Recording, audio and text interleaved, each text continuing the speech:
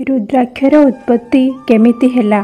शिवपुराण अनुसारे भगवान शिव देवी पार्वती को रुद्राक्षर उत्पत्तिर कहानी कहिचंती।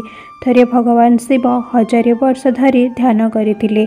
जेतेबेले ध्यान उठिले एवं तांकर मन बाह्य जगत को आसिला, सेतेबेले जगतर कल्याण करुथबा महादेव तांको आखि खोलिदेले एवं तांको आखिरु लुह पृथ्वी उपरे पड़िला।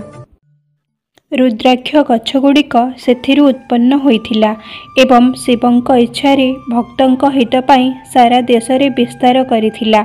सेही गछगुड़िकरे फळुथुबा फळ हेउची रुद्राक्ष।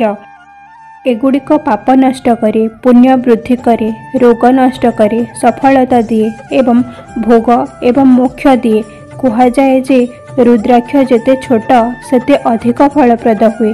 एगुड़िक मंद दूर करे एवं शांति दिए। रुद्राक्ष माला पिंधिले पाप एवं रोग नष्ट हुए, ता सहित सफलता मिले। शरीरर विभिन्न स्थान रे विभिन्न संख्यार रुद्राक्ष पिंधिले लाभदायक। शिवपुराण रे एही विषय रे विस्तृत आलोचना अछि। जो व्यक्ति भस्म एवं रुद्राक्ष पिंधि ओम नमः शिवाय मंत्र जप करे से शिव होई जाए। भस्म रुद्राक्ष पिंधिथिबा व्यक्ति को देखिले भूत एवं आत्मा माने दौड़ी पड़ाती। देवता माने तांका पाखकु दौड़ी आसंती। लक्ष्मी एवं देवी सरस्वती उभय तांका स्थान रे स्थायी भाव रे वास करती। विष्णु इत्यादि समस्त देवता प्रसन्न हुअन्ति।